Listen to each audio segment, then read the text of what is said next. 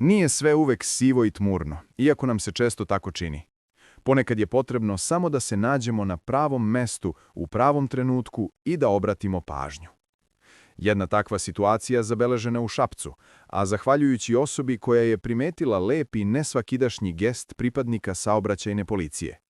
Umesto rutine i hladne službenosti, viđeni su razumevanje, ljudskost i spremnost da se pomogne.